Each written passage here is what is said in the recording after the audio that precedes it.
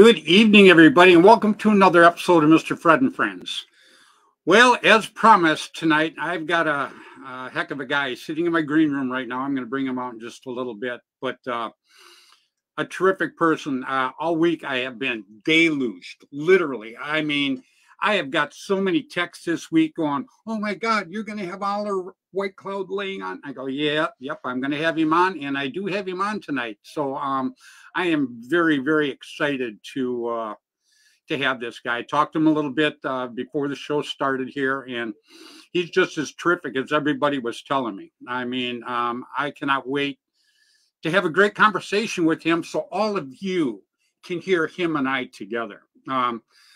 This is something I've been looking forward to all week of myself. You know, since I put it out, I've had everybody and their brother getting a hold of me saying, oh, you got to say hi for me. You got to say hi for me. Well, you know, as you guys come up, I will go ahead and I'll pop them up like this right here. Here's Tracy Perez. Now, you know, Tracy Perez, she sent me a picture of her son when he was a little guy sitting on Oliver's lap.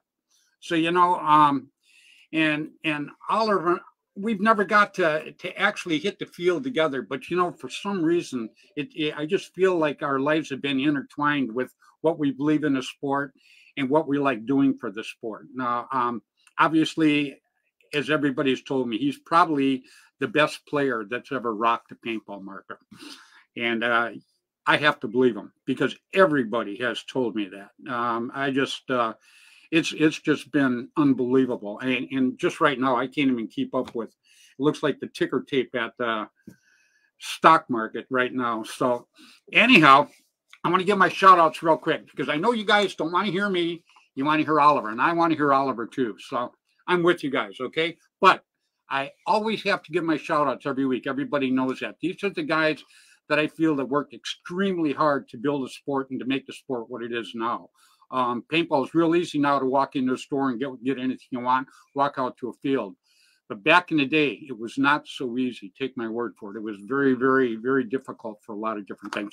So real quick, I start every week with Mr. Tim Schloss. Tim Schloss had Tiger Stripe Camo back in the day. He has Gateway Paintball now in St. Louis.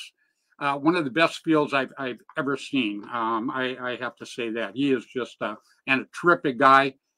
If you ever get a chance to go play that field, go up to Tim and say, hey, Tim, I want to meet you. Shake your hand. He'll talk to you for a half hour. He's that kind of guy. Great person. Then I have to mention Dan Colby. Dan Colby, normally I have my Immortal Air tank sitting out here. He was Air America back in the day and Immortal Air now. But I left everything off tonight because I just want one-on-one with Oliver tonight. This is it's kind of a special night for me tonight to have him as my guest. So Dan Colby, I've been sponsored by them, starting with Air America, now Immortal Air for 31 years. So him and I go way back. And Mr. Bud Orr. Bud Orr watches me every week. Bud Orr, very, very close friend of mine. Bud's been on the show many, many times. You don't need to say much about Bud Orr, you know, autococker. That's just it. He's just a terrific person. Tom K. Tom K was my market sponsor. He had, back in the day, my second one, actually, he had Airgun Designs. I shot the Automag for years and years. Rainey and Juby Boucher, that Paintball News back in the day, 2 times a month.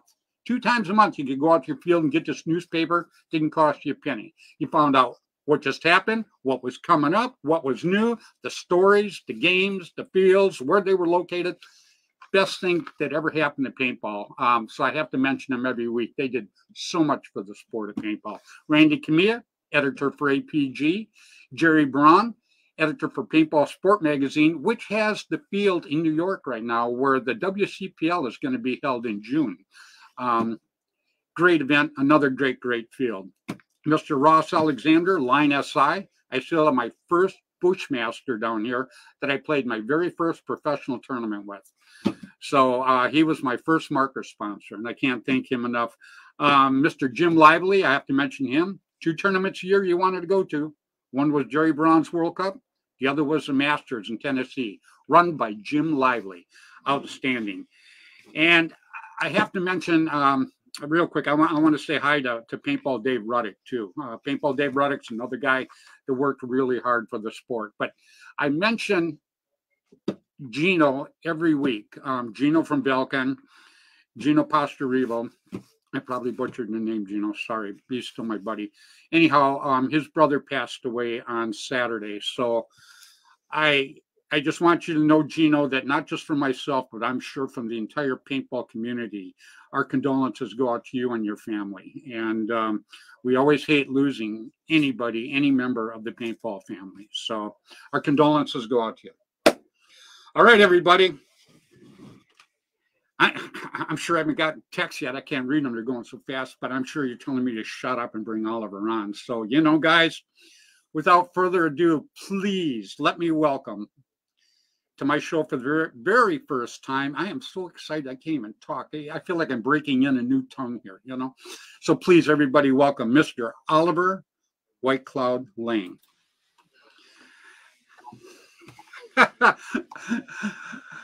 How you doing this evening, Oliver? Hello, everybody. Wow, terrific. You're looking well. great, It's the morning friend. For me here, so I'm doing great. Yeah, it is. It is. Beautiful, beautiful backdrop. Thank you, Fred. It's a big honor. Oh, it's an honor for me to have you, pal. Believe me. I've heard so much about you, and your playing skills are legendary. I mean, they are absolutely legendary. And I say that for the reason is I've had so many people tell me this, man. You know, I mean, the minute they heard that you were coming on, everybody going, oh my God, he's the best player in the world, man, you know. So, and I get to talk to you, so I love it.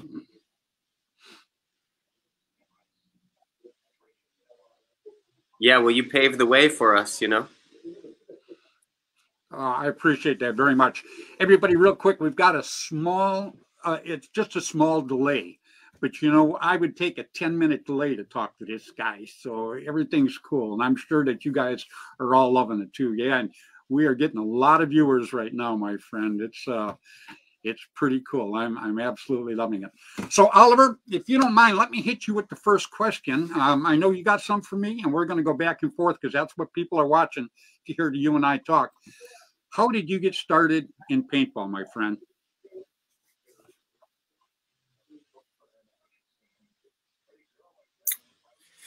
Yeah, well, I think it's the quintessential introduction. You know, it was a birthday party, and you know, paintball seems to be like that thing you do when it's somebody's birthday party. So I had a friend. Luckily, I had some wealthy friends, and his family took us to play paintball. And we went to this place in San Jose. I want to call it like Action Arena. And I think Kevin Jones, who used to play for Bob Long Ironman, I believe he used to own it. So I ended up meeting him later on in my career. And it was this, you know, indoor field. It was totally disgusting. It was like, there were slides, you know. I think we went down the slide, and it's just a really bad idea because we just got absolutely just slimed with ancient paintballs. And but you know, I think I shot one guy, and I had a great time, and it left a little bit of an echo in my mind to do it again. And then you know, fast forward maybe a year or so, I was friends with Alex Frazier, and off of the paintball field, we were friends, and you know, just kind of school buddies. He went to another school, but we'd always see each other. And then one weekend we decided to go and play paintball at Mare Island, which was what I just learned from you, was a field that you started. So I want to learn more about that. And Mare Island was this really incredible, it was really an incredible kind of melting pot, I would say, for Northern California paintball at that time, as you know. And I was incredibly blessed to like kind of slip into that stream of really great players. And really quickly I started getting a job at the field, like any young kid who's fascinated with paintball should do. And that just allowed me to learn, to work, and to get paid in paint, so that I was able to fund my new addiction. So that was my introduction to paintball. Wow, that's a heck of a story. And yeah, you know, you mentioned Mare Island. You know, it all started, Jim Lively, we were going to put the Bay City Open out here, and I had to find a place that I wanted to do it. So I went and I talked to the city of Vallejo, where I live, and I told them, I said, you know, you guys got this old place out here that they used to have old Army barracks or housing out there, and they tore all the buildings down, but the foundations were still there, but had great woods, had a great open field and everything like that. So I asked the city of Vallejo, I said, would you guys mind if I hold an event there? And they says, well, I had to jump through some hoops and everything, and I did that. And next thing I know, they said, yeah. So we had the Bay City Open there, and it just went over really good. The field was really terrific. Then after the Bay City opened, I talked to the city about, you know, opening up a field there. And I was just so busy at the time. I was hopping around. I just kind of gave up on the idea. And next thing I know, Mike Sinatra actually went in and took over and got the field. And all of you guys, you know, you've played there. So many people actually have came through Mare Island. It's unbelievable.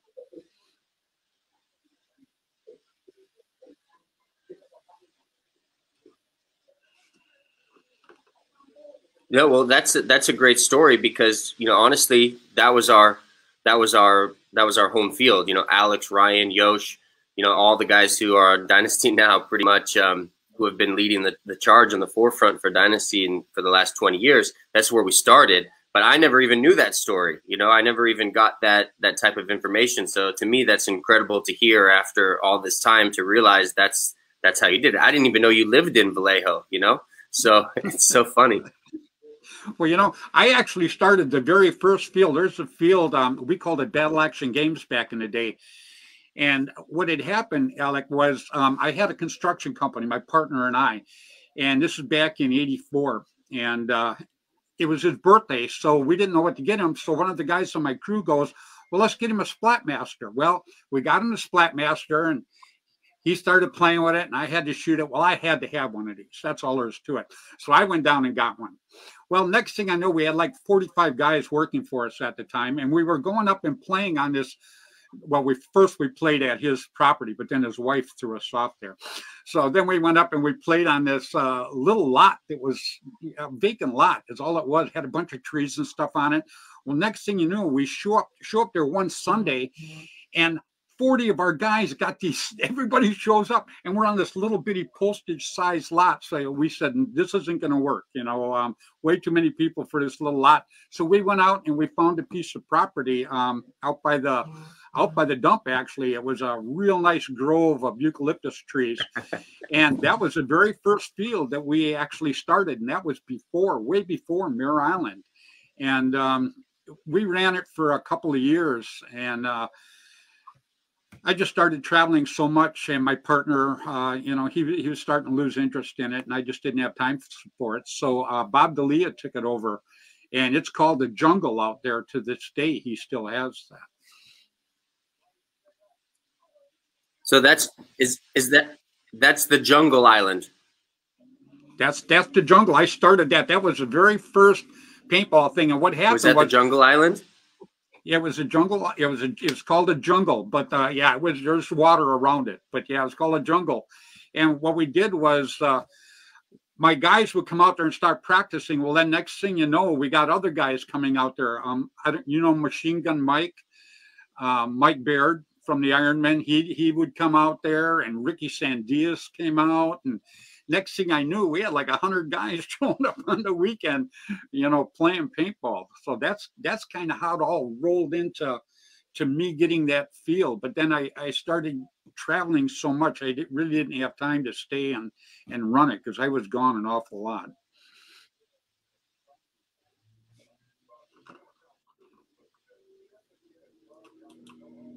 So Magic Carpet Bob, he was like your friend. He was my friend, and when I got rid of the field, he took over the field. He actually called me and he goes, "Would you mind if I go ahead and take over the field?" And I go, "Yeah." I says, "Enjoy yourself." I said, "Because I just I don't have time for it right now." And he played on my team, Constant Pursuit, for a while, and then I had to go a different route. So Carpet Bob, huh? Well, so it's so interesting because, like, for anybody, anybody who's listening, like, so I can give you a little bit of the backstory. Like, when we grew up playing at Mare Island, there was this other kind of phantom field over here called the Jungle Island, and that was like this team called the I forget what they were called. Hornets. I think they were the Hornets or something like that. Yep. Anyways, there was this kind of elusive squadron of people in Vallejo, California.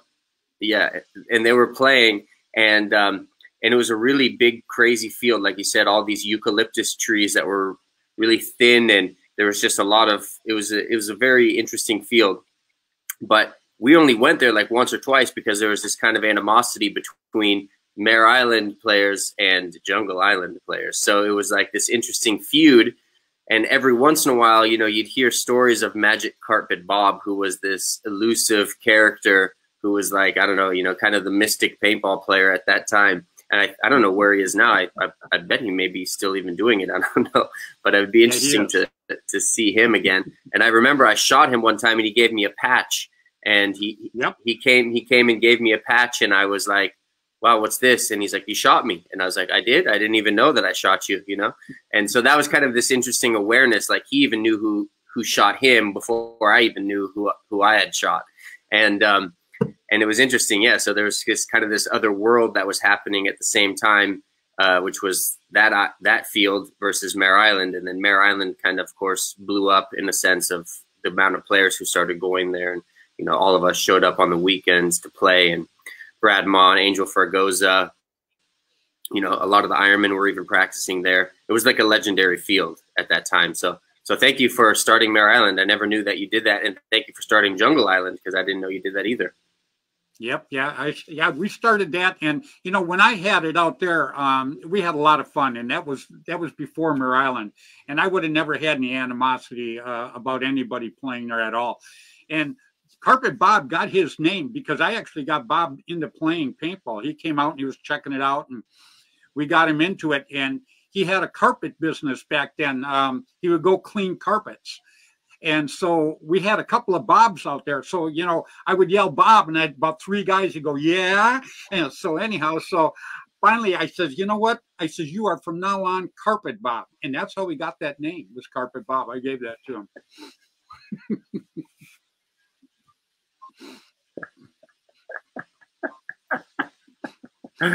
So good to know, man. So good to know. It's funny. It's like tying up loose ends in my life on things that I didn't understand.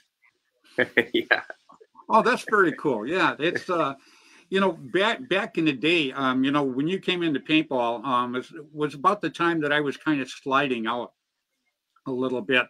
I actually wish I would have got to play alongside you, because the Ironmen, and my team was Constant Pursuit. I started that team, and I was a captain of that team for years. And we would take and the Ironmen and Constant Pursuit. Actually, we swapped players back and forth all the time, but we would practice together all the time too. And we did practice a few times at Mare Island. We did quite a few things. So I was there quite a bit, actually, even after Sinatra got it.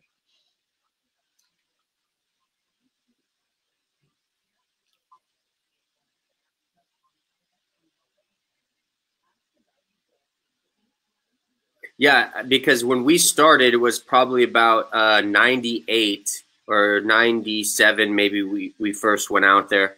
And then we were, you know, it happened relatively fast, but it was like Mare Island for anybody who's listening who's never seen it or played in it. It was this really thick, kind of marshy, we used to call it anise. It was like this thin kind of stick, and it was really dense, and you could crawl and you could be like 1 foot away from somebody and never even know that they were there.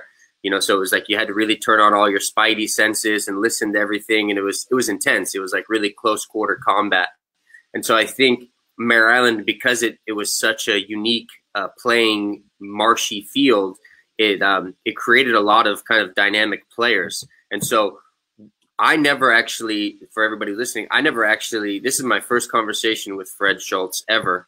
And so it's an honor, because he was this kind of, again, mythical character in the paintball world that I never even got to meet. And I don't know if Alex or Ryan or anybody got to meet you either, but I think we were just a little bit right after you.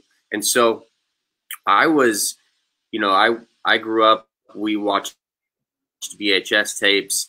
We looked at all these magazines, like you just mentioned, all these great magazines, you know, Paintball Games International. And you know, I remember looking at these things and seeing you in these brightly colored Brass Eagle advertisements. And I was like, who's this guy? And he's actually really doing this. So it was kind of, you set this flag, this, like, you know, the flagstone, like somewhere in the future of a possibility of us being professional paintball players without even us even knowing that we, you know, we didn't even know you.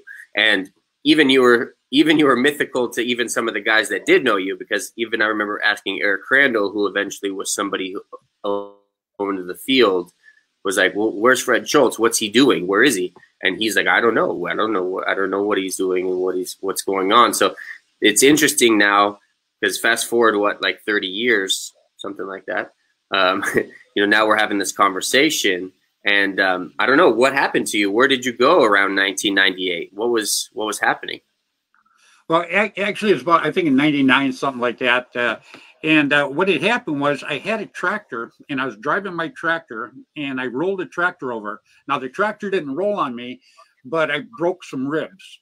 So obviously I was out of business for just a little bit. So I was traveling all the time, Oliver. I mean, I was gone because I did a lot of big games. People would fly me in to do big games every week.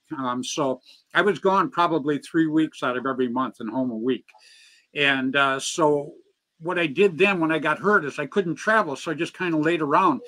And as I started getting better, I just started reevaluating my life, you know, with my family and everything like that. And I had a friend that had a gold claim up in the mountains. I absolutely love the mountains. Okay. So anyhow, he had a gold claim, and he goes, would you like to buy into it? And I said, yeah, I would. So I got into it with him. Next thing I know, all my time, I still wasn't at home, but I wasn't going and playing paintball. I was up in the mountains dredging for gold, and had a lot of good times out there. And I just kind of felt comfortable not traveling for so long. And then after a couple of years, you know, you get to the point where you just think that you're yesterday's news and nobody really cares anymore. So after that point, once I got to that point, then I was comfortable with myself, thinking, you know, that getting back into paintball, everybody would say, you know, what are you doing now? You know, why are you coming back into here? You're yesterday's news. So I didn't do it. A friend of mine, so this went on for years, and Bud Orr says he looked for me for 3 or 4 years, but I was always out in the hills.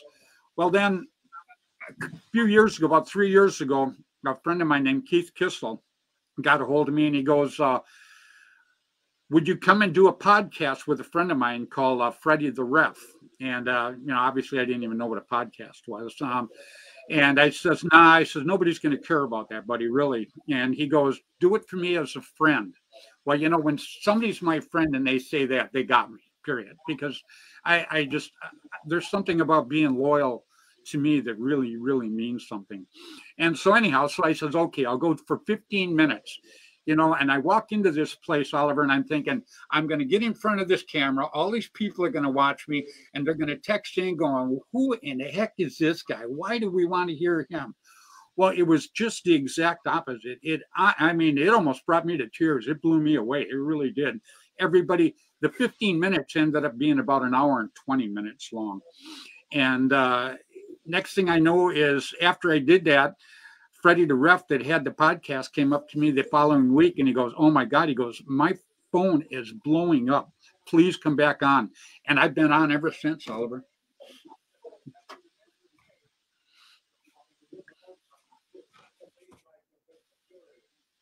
Wow. Wow. So tell me a little bit about like what it was like post my era of playing. So if I started 97, 98, like what was it like in the 80s into the early 90s of paintball? Because I think a lot of people never got to really experience that. I mean, I know I didn't.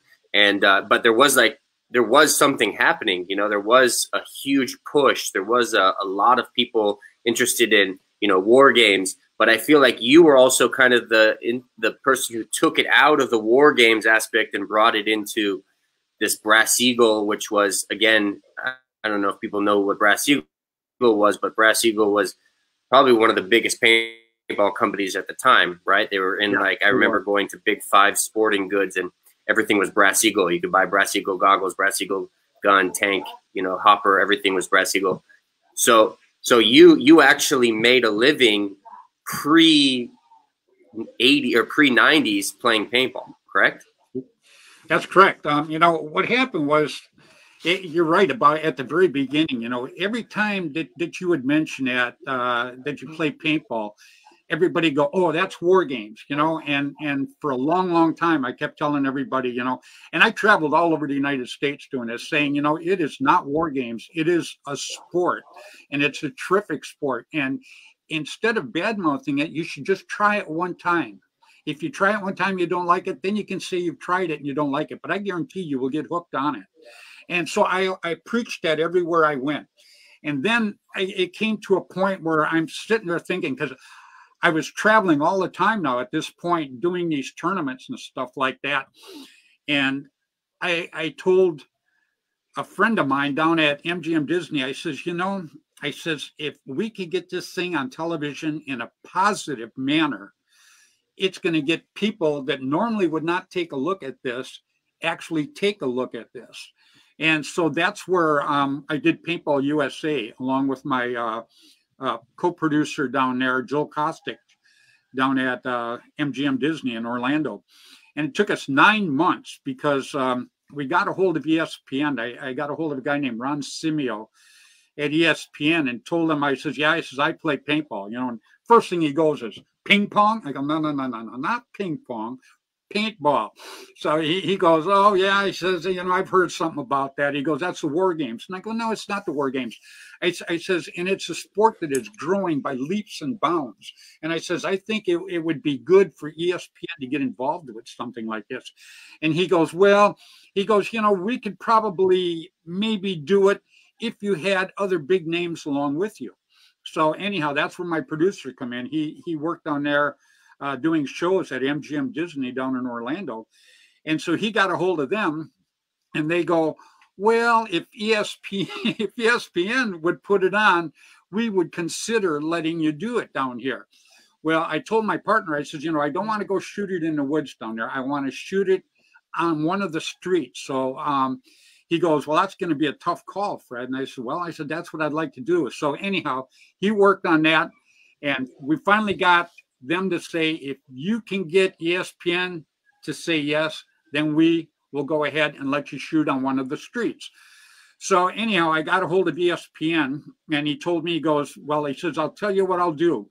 He goes, if you come up with $60,000, he goes, and a good looking show, he goes, I will guarantee you, I will play it one time for you on ESPN. And I go, well, one time, but I said, not at 4 a.m. I says, I want the one time to be not prime time, but close to it.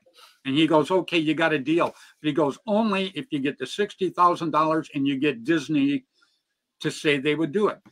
So anyhow, I got Disney to do it. I went to Dan Colby from Air America, gave me $20,000. Dennis Tipman, God rest his soul, from Tipman Pneumatics, gave me $20,000. And Todd Nestler from Vince Goggles gave me $20,000. And so we shot the show. And once ESPN got that, and they took a look at it, they played it. It was the #1 show for the entire weekend. It blew away basketball and everything else that was on. And so instead of just showing it once, they showed it 24 times that year. And after that, Oliver, I got so many calls from people that own fields across the United States saying, we are getting just swamped with people, brand new newbies coming in, wanting to try it out. So that was kind of how I kept things rolling along like that.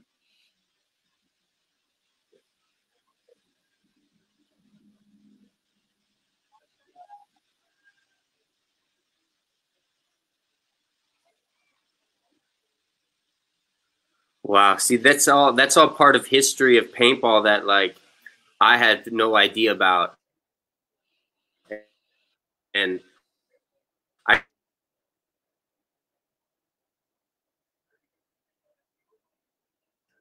You froze, Oliver. I remember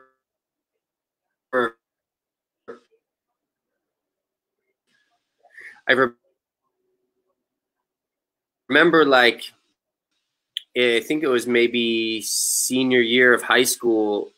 No, I think it was maybe junior year of high school. So that was, maybe 98. And okay, can you hear me? Yeah, I can hear you now. Go ahead. Yeah. Good. Hello. Hopefully. You're good now. Okay. So I was just saying that in senior year of high school, I remember that there was ESPN on every day, but it was on about 1:30, 2 p.m. every day, and I couldn't watch it because I was at school. So it was this whole game I was trying to play with my mom every once in a while to like stay home so I could watch this ESPN. And I mean, I remember I got to do it one time, and it was amazing, you know. And I watched the ESPN. It was at that field in Orlando, and it was all those pallet fields. And I think it was, you know, this legendary game. It was the Paraplegic Turtles versus the Ironmen.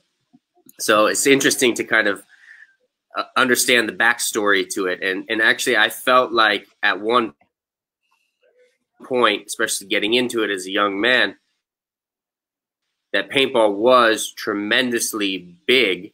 And I think we have a lot to owe that to you, because I think you were one of these people who was on the forefront. Jerry Braun, a lot of these big businesses that kind of aren't available now or are not around anymore. You know, these people were really doing it. And so it's kind of interesting. And I feel like paintball's grown a lot and it's in a good place, but there was a moment where it really was this kind of shiny new thing and people were really interested in it, and a lot of people were playing in it. So that's kind of this idea that I have of the game, and that's what was inspiring to me to pursue my career as a professional paintball player. So I think I have a lot to owe to you and the people who were the pioneers of this, that a lot of people don't even realize you know, what they were doing at a certain time. But this was in the early 90s, and I think that you guys had a lot to do with this, and I never even got to know this information, you know? So I thank you. Yeah. Well, you know, the game that you're talking about, that was Jerry Braun did that. Mine was actually on New York Street on Disney property on New York Street. We played with the buildings and everything. I took all my sponsors down there. It was, the other team was actually all my sponsors. It was pretty funny. I was shooting the heck out of them. They were shooting the heck out of me, but we had a great time. And, you know, that show, Oliver, it reached millions of people, literally millions of people. And that's what started getting everybody really involved.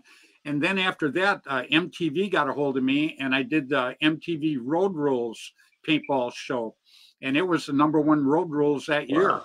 And they showed it like 168 times. It just got the ball rolling, you know, along with the tape that I did. You know, the tape got a lot of people involved, showing how easy it was really to go out and play paintball, to go to your local field and get hooked up. So it was pretty cool. I enjoyed it. So, but you know, just like you know, the legend that you have with your ability, the way you played, I mean, the way people talked about you, you could almost walk on water. But they said that your ability as a player was incredible, but your personality off the field was just as incredible. And that's, to me, that's a big thing. That's what makes the sport grow, is stuff like that. Like you sitting there right now, you know, you're sitting there, you're smiling. Everybody just, they're loving that. I guarantee they are. And it's just good for the sport all the way around.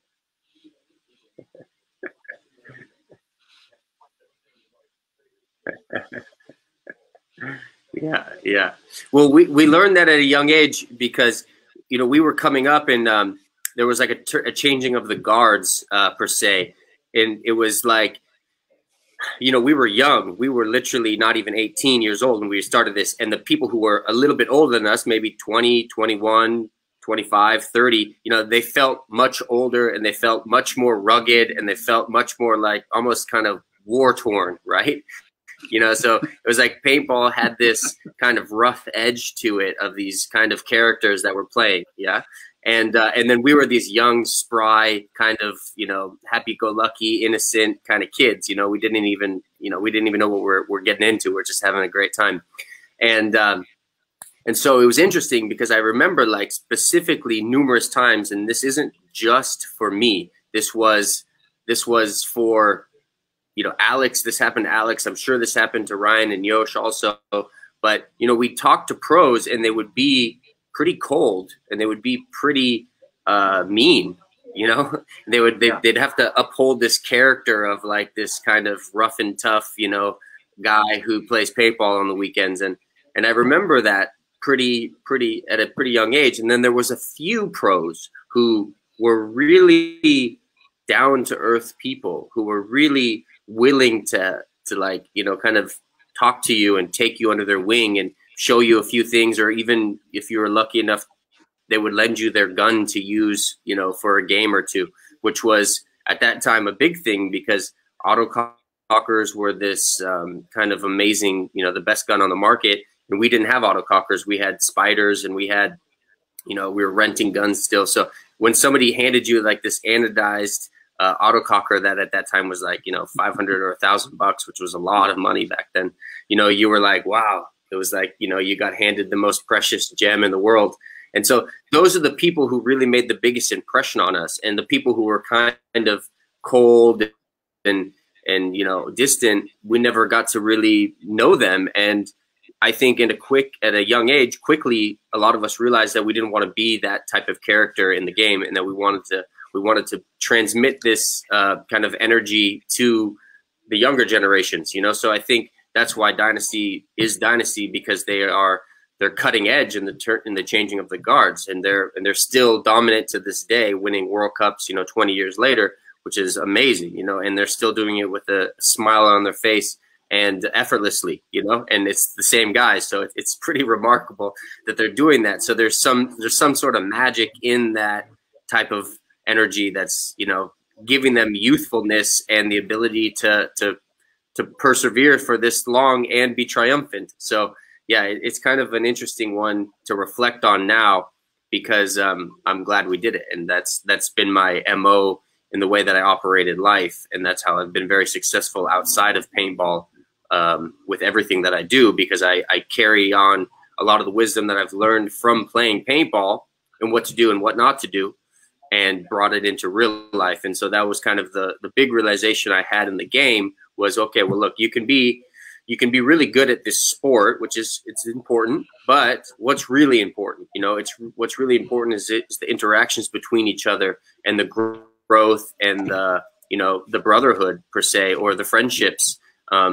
You know, I learned a lot from the older characters in the game, you know, the Shane Pastanas, you know, the Dave Youngbloods, the Marty Bushes. You know, I was pretty much a direct disciple of those guys in my young Padawan Iron Men experience. You know, I was really the first Iron Kid on the Iron Men.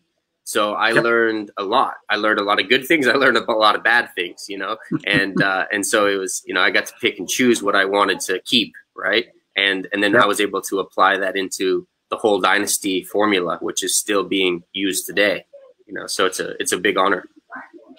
Well, not just being used, I mean, very, very successfully used. Let's put it that way, because Dynasty is still terrific.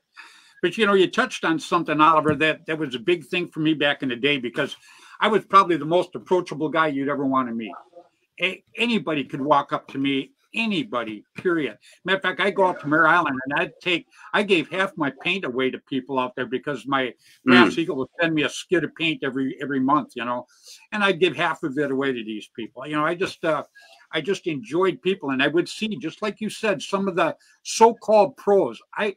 I didn't even call them pros, because they would never really travel or play in a tournament, never do anything good for anybody. You know, I would never consider that a pro. And I got a friend over in England, and the first time I went to England, his name is Marcus Davis, and he's a captain of the Predators. And they're a terrific team, and they have been for years. And I was sitting out by the swimming pool one time there in England. Yeah, I heard his name. Yeah, it's a great guy.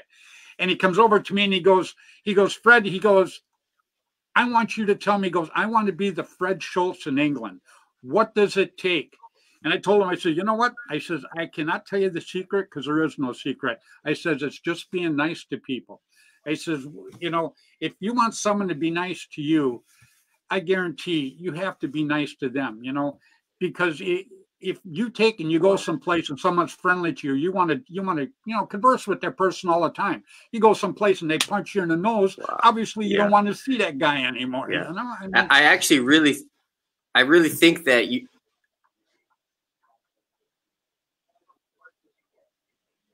Yeah. Uh-oh, what's that?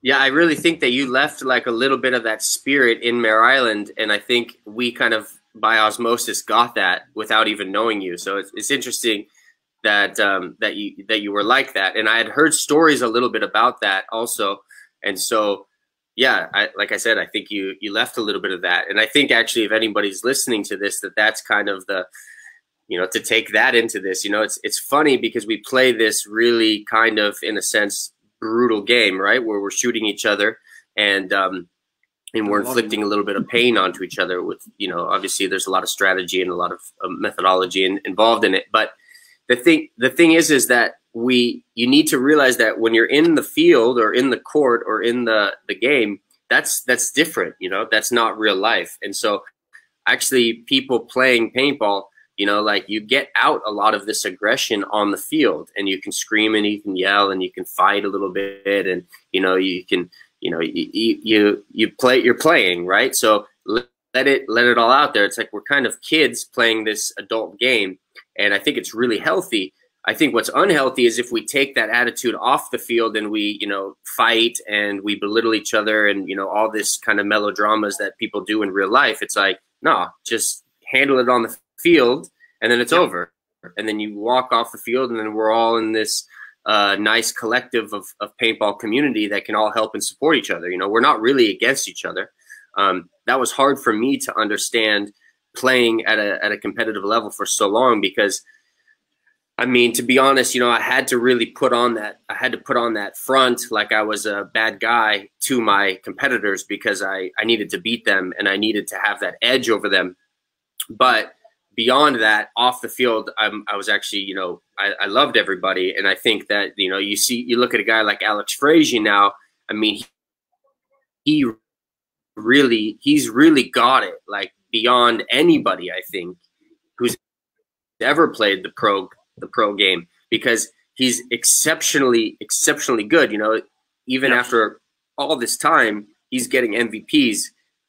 And then off the field, he's there to help everybody and to assist everybody and to be friends with everybody, even his competitors, which I couldn't do. You know, I couldn't be really too cordial to, you know, the Russians and to these other pro players. You know, I had to really kind of draw a line. But like a guy like Alex, he can really do it. And to me, that's amazing, because he knows when he goes into the field that it's on, and then he knows when he comes off the field that it's off. And if you can learn that in playing the game, you can really have a tremendously potent experience and live a very incredible life because you leave it all on the field and you realize that it's just a game. And then you come back, and then we're working in this hive of called humanity together, you know? So I think everybody should play paintball, you know, everybody. Like, there's not one person who shouldn't play paintball. Everybody needs to go and play paintball, and a lot of it, because it's incredibly potent experience. And then you bond and you come off the field, and then now we work together, you know? So like my transition was, I got to a point where I couldn't compete anymore. I just didn't want to, because I felt like content with my competition. Now I want to create. So it's like, now I'm moving into a creative phase of my life, you know, not saying that I can't go and compete every once in a while in a paintball match every once in a while. But to be honest, playing at a top level is difficult for me, because now I really, you know, I want to see other people win. If other people win, that means I can't win. So it's kind of a conflict when you're competing. Yeah. Well, that was very, very well put. Believe me. Yeah, I agree with everything you say right there. You know, a lot of guys, they really don't care about the sport. They're so self-centered with themselves that they really don't care. You know, I got Rick Sandias up there right now. I put him up there because he said hi to you and I. And Rick Sandias, I've known, he's an Ironman from way back. And he's one of the guys that I think an awful lot of. He's been a friend of mine, you know, for absolutely ever. And he's one of them guys that if you need a hand off the field, he'll jump right in there and he'll give you a hand. He's pretty cool about that. I absolutely love it. But you know what really got me going to start with, Oliver, is they had Ronald McDonald House. Let me move this up here real quick. They had what got me going was I went and did a charity event for Ronald McDonald House. Okay. Well, I did one, and then I thought, you know, and this is playing paintball, and I thought, God, I had a great time. So I went and did another one. I thought, I had a great time. Met a lot of people. It was really cool. Got to hobnob, shake a lot of hands and stuff like that. So then I'm down in LA, and I go down for another one down there. And this guy comes up to me, and he goes, hey, he says, how you doing? I says, I'm fine, man. And we're talking and stuff like that. And he goes, you enjoying yourself today? And I says, I'm having a great time. I said, I love it. And he looks at me, he goes, who's your sponsor? And he took me by surprise, you know, and I go, sponsor? He goes, yeah. He says, I've seen you at 2 other ones of these Ronald McDonald Houses. He says, who's paying for you to come and do this? I go, nobody. I pay my own way. I said, I just love paintball. I said, I love meeting people. I said, it's a good charity. I said, it's win-win-win. Well, come to find out, he calls me next week. That was Randy Camilla, editor for APG. And that's how I got my first cover shot. He calls me up. He goes, I want you to fly down to Burbank. I want to give you a cover shot. And after that, you know, I've got more cover shots on the magazines than probably any other player out there. And there was never, ever a secret to it. Never. It's all about being nice to people. You know, you're nice, it comes back around. That's all there is to it. And see, that's basically what you were saying a little while ago. And that's why so many people think so much of you.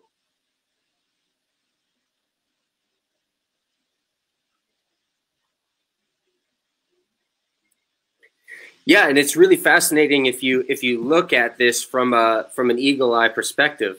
It's like there's a lot of players that have been playing for a long time that are actually really great, skilled, mechanical players. Like, and they're athletic, they're young, you know, they understand the game, they've been playing for a long time, but they never win. And to be honest, they've got a bad attitude. And they've got a negative correlation to having to win. You know, like they've got to beat you because they're better than you and because they hate you. And it's like, well, you know, to be honest, no, that's actually what's blocking you, you know, is all the animosity and the hatred towards each other. It's like the people who win are the people who are actually really just good people and who love the game and who love to play. And eventually they do it for so long that there's, you know, that you can see some productivity, and then all of a sudden they win a tournament, and they win another tournament, and they win another tournament. And all of this is algorithms, you know, now we're living in this technological age, and you start to see dynasty wins because they've figured out the algorithm. They've figured out the little tiny codes in between that what it takes to win. And once you win, you believe you can win, and so it's just like an ongoing cycle of winning. You know, so it's like it's actually amazing recipe. Do your best, and actually you win. You know, so I hope somebody is listening to that and takes that into consideration and applies that into their life. You know. Yep. Yeah, it's just gelling and getting along with people. You know, that's all there is to it. It's such a simple philosophy. You know, that's what amazes me sometimes, Oliver, is everything is really simple if you look at the big picture, you know, and just like you know, look at all the friends you've made playing paintball. Look at the reputation you've made for yourself playing paintball. You know, if you would have went out there and just been a jerk all the time, my guess is you would not be even close to as popular as what you are right now.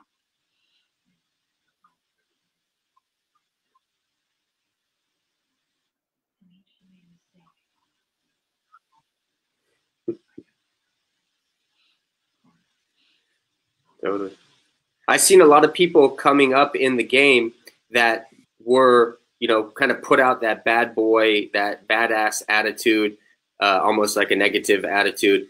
And they were good. They were really good at the game, but no one really liked them ever. And no one really, you know, actually cared for them so much because they were just jerks. And then after playing for like 10, 15 years, they're like, geez, nobody really likes me in this. And, you know, I don't really have any friends in this thing, although I know a lot of people. And then you see them change. And then all of a sudden now they're like really, you know, compassionate and outgoing and trying to meet you. And you're like, what happened? You know? So it was interesting to see that there's even people who just shifted mid-career and tried to turn into a nice guy, you know, and after being the bad guy for so long, you know. But I guess we're all playing characters in the game, so it's, you know, we're all learning from each other, so it's part of it. There you go. You know, right now we have, you know, Dan Colby from Air America or Immortal Air now. He's watching us. Bud Orr is watching us right now. I get a lot of great people that watch this show, and you know, especially, you know, having you on has been pretty cool. And Mark Gong is watching now. That's one thing I want to say real quick. You know, you and I were talking about the younger generation coming up because obviously, you know, I kind of passed the baton to you, and now you're kind of passing the baton on also, you know. And he's got the Hermans, and it's a young group, and his sons play. He has Mark Jr. and Jaden, and these kids are like 8, 9 years old. And I got to tell you, Oliver, these kids absolutely rock. They play so good. And Mark Gong is such a terrific person and friend of me. He played on Constant Pursuit back in the day, and I put him on my show at MGM Disney down there. And his kids, they come off the field. Now these are youngsters. They come off the field even when they get shot up. They come off and they are just total gentlemen, just absolutely terrific. Him and Michael Beard, you know, Machine Gun Mike from the Ironman. These guys have been working with the kids, and they are doing just an absolutely terrific job. If you were here watching them, you'd be so proud of them.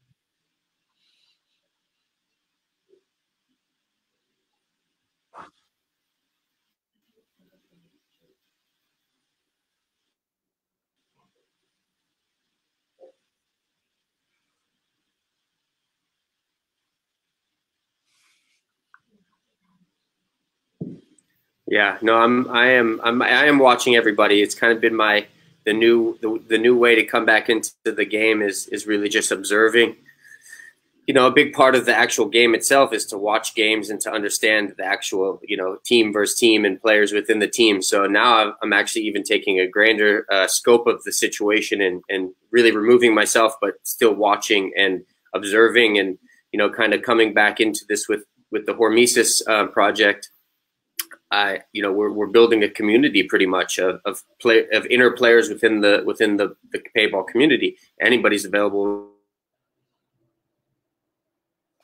I lose you. Anybody's welcome to join, and so it's fascinating to watch how each other are showing up. You know, some people and I'm just observer, and I'm just. Oh, we lost Oliver. Oliver, I'm sure he will click back Did on. we lose me? There you Are we go. back? You're back again. Actually, you're back better. You look great. Are we back? Yeah, you're back. Yeah, you're up and running. You know, real quick, Oliver, you mentioned the Hermesis. You know, the headbands are so popular down here. Yeah. Sorry, the Indonesian Balinese Wi-Fi is not so good around here, so my apologies. None at all. You know, having you on is just an absolute pleasure. Even if I had to do it with still pictures, I would have did it. It'd have been great. But you know, you mentioned your headbands, Hermesis. I'm sorry. You know, they are so popular around here. It's unbelievable, and they are taken out. And I think it's such a absolutely cool thing that you do that. And you have really hit on something, because they are just you knocked that one out of the park. Let me put it that way, because people around here love your headbands, and I can't thank you enough. I've got one coming out that you put out in my name, and there's not enough thanks that I can say to you for doing that. So.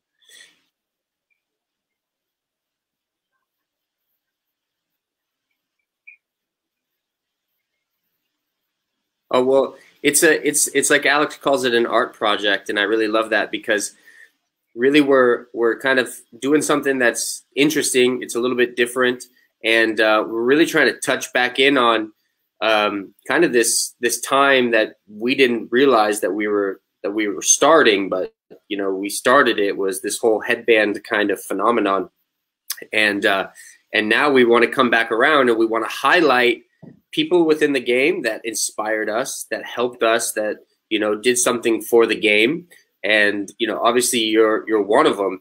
And so I actually have a Hormesis Fred Schultz signature line here. And I had a lot of fun making these because I was heavily inspired by the Brass Eagle video. And I just love your signature. It just brings me back to that time. And I did so many different color ways for yours. And yeah, I just really had a blast doing it. So these are going to drop soon, and it's just been a fun project of kind of touching back in with everybody and getting creative. Like I said, I'm in the creative process, and yeah, these were fun because they brought me back to that era, you know, and there's a lot of good ones, and yeah, and I hope you know, collectors and people who understand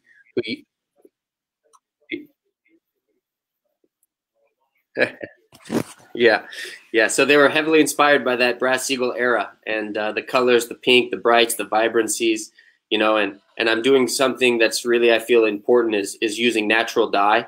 So all of our products are done with natural dye, and there's a many step process to it, which is really fun and really creative for both Alex and I, and we're trying to weave in some powerful kind of iconography and symbolism and patterns, and you know, it's a vibration essentially. So when you wear it around your head, maybe not, you know, maybe it gives you a little extra boost.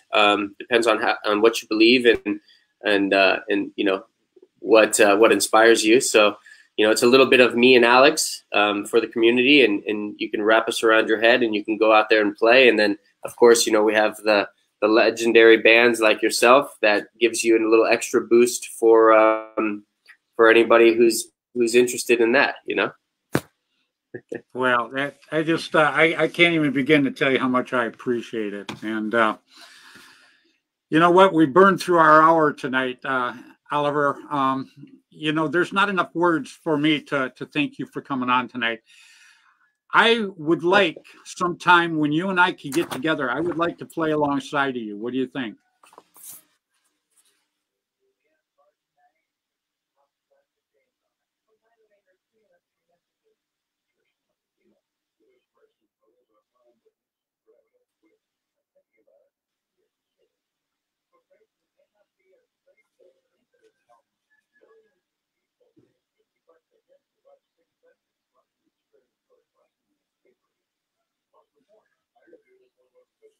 Did you get that?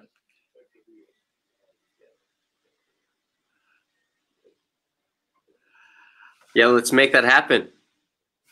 Let's set a date in the future to get a little paintball action in together.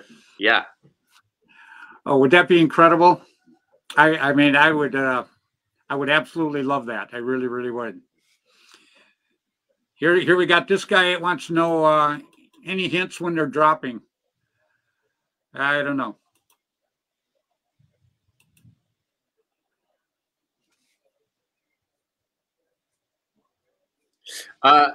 That's a good question. You know, I'm actually gonna, as soon as I'm done with this call with you, I'm gonna head down to the post and send them out. So I would say probably end of February.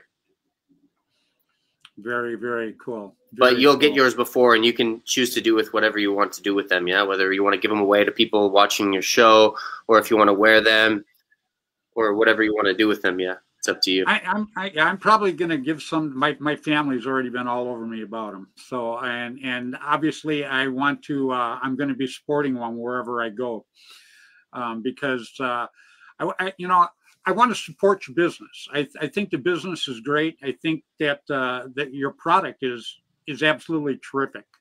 And so, people out there, these things, not just mine, but all of these that Oliver's making, these, they're going to be collector's items. They already are right now, so as the future goes on and all us old guys disappear, which is going to happen, none of us live forever. And they're just going to become worth more and more. Yeah, Ian Jacob says he'll pick his up in February. Yeah. I love it. Right on, Ian. Ian, he is with the PBSL, which is a terrific group of people, a terrific group. They're across the United States, but they're a great group. You would absolutely love them, Oliver. They're your kind of people. Take my word for it. So, Oliver, we've gone our hour. I'm going to give you a few minutes here to say goodbye to everybody. Excellent. Because I know this was very, very, very well anticipated show, and it's been better than even I thought. Getting to meet you has been an absolute treat for me, because I've heard so many good things about you, and not just your ability on the field. Your ability on the field is unquestionable. It's just terrific. But meeting you as a person and getting to talk to you has it's been the highlight of my week, partner. I want to tell you that. So, Oliver, I hope that you and I can do this again sometime, because I would love to have you back on my show. And I know people you and I just brushed on a few things that you and I have done in our lifetime. And I'm sure we could do a show for a whole week long. But maybe I could get you to come back on sometime, and we could talk some more about some of our past and things that we're going to do in the future also. So I'm going to let you say goodbye to everybody, buddy. Totally. Yeah, absolutely. Yeah, thank you. Thanks, Fred, for having this and initiating this and connecting. And I think that I have a lot of more questions to ask you, and I'd love to ask you in person. And I feel like it's interesting, like I said, the way that the timelines kind of intersect, and now kind of where paintball is and where we are in our life and what we can do for the paintball community and how the paintball community can support each other and support us. I think that this is really what it's all about. So I'm excited to see what is unfolding, and I would love to connect and play some paintball with you when I get back to America. Doing a documentary for the Iron Kids, which was a time when we played paintball. It was this really special year that kind of kicked off our careers, and so we're doing a documentary, Alex and I are, about this year. So I'll come back in April. Hopefully we can have a chat, have a coffee, have a tea, and if we maybe we can do a live show again at your place or something like that. Yeah. I would absolutely love it. And maybe we could both suit up and just go, get the heck shot out of us for a day. It might be fun.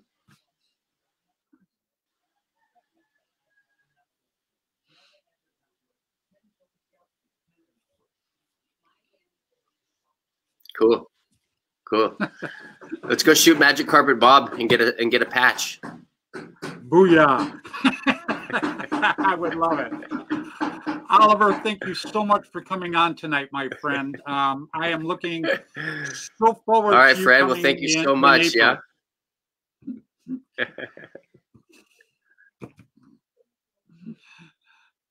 All right. You stay safe and stay in touch. All right, my friend?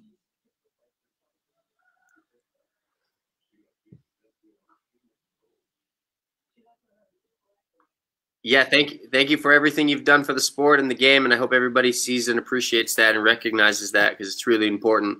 And yeah, looking forward to connecting again.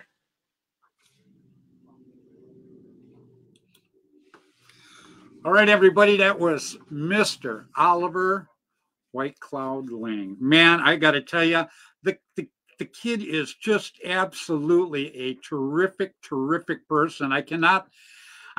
I mean, I feel like I'm floating right now. I mean, that's how happy I am talking to this guy. I feel like I'm like on cloud nine, everybody. So I want to thank everybody for watching tonight. I cannot thank Oliver enough for coming on. You know, you guys waited all week for this, and it has been absolutely cool. That's all I can say. I just absolutely love it, and I cannot wait. You know, real quick, I've got to bring Oliver back up one more time here, because he is wearing one of the cool headbands right now. We're looking at you, buddy. I got you live right now.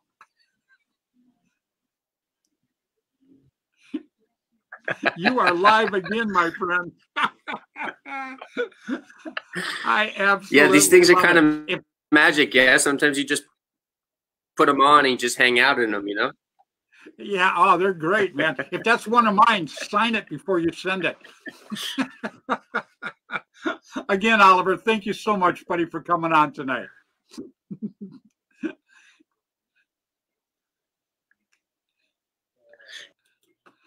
All right, everybody.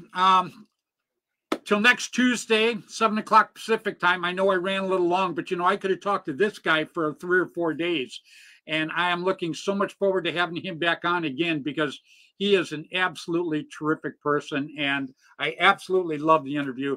And I hope you all did too. I hope you all got a little bit of pleasure out of it. I hope as much pleasure as I got out of it, because I absolutely enjoyed it. So, everybody, that was terrific. Till 7 o'clock Pacific time next week, when I will have my buddy Mr. William Bailey back up here with me. Please play hard, play safe, play fair. Get out there and play paintball, everybody. Till next week. Bye now.